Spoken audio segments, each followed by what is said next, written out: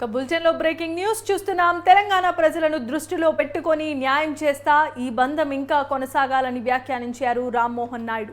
Telangana CM, ఎంపీలు, కేంద్ర మంత్రుల నుంచి విజ్ఞప్తులు వస్తే పరిష్కరిస్తానని హామీ ఇచ్చారు. సివిల్ ఏవియేషన్ మినిస్ట్రీ ద్వారా తెలంగాణ ప్రజలకు చేరువయ్యే అవకాశం దక్కిందన్నారు కేంద్ర మంత్రి. తెలంగాణ ప్రాంతానికి న్యాయం చేసే ప్రయత్నం చేస్తానన్నారు రామ్మోహన్ నాయుడు.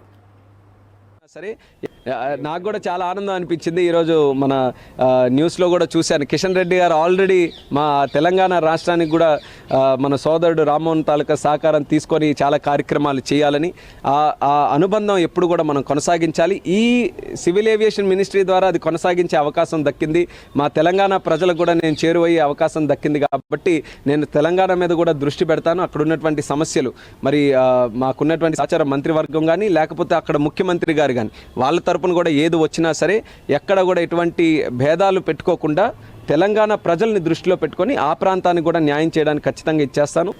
నాకు కూడా చాలా ఆనందం అనిపించింది. ఈరోజు మన న్యూస్లో కూడా చూశాను, కిషన్ రెడ్డి గారు ఆల్రెడీ మా తెలంగాణ రాష్ట్రానికి కూడా మన సోదరుడు రామ్మోహన్ తాలూకా సహకారం తీసుకొని చాలా కార్యక్రమాలు చేయాలని, ఆ అనుబంధం ఎప్పుడు కూడా మనం కొనసాగించాలి. ఈ సివిల్ ఏవియేషన్ మినిస్ట్రీ ద్వారా అది కొనసాగించే అవకాశం దక్కింది. మా తెలంగాణ ప్రజలకు కూడా నేను చేరువయ్యే అవకాశం దక్కింది కాబట్టి నేను తెలంగాణ మీద కూడా దృష్టి పెడతాను. అక్కడ ఉన్నటువంటి సమస్యలు, మరి మాకున్నటువంటి సహచార మంత్రివర్గం కానీ లేకపోతే అక్కడ ముఖ్యమంత్రి గారు కానీ వాళ్ళ తరపున కూడా ఏది వచ్చినా సరే ఎక్కడ కూడా ఎటువంటి భేదాలు పెట్టుకోకుండా తెలంగాణ ప్రజల్ని దృష్టిలో పెట్టుకొని ఆ ప్రాంతానికి కూడా న్యాయం చేయడానికి ఖచ్చితంగా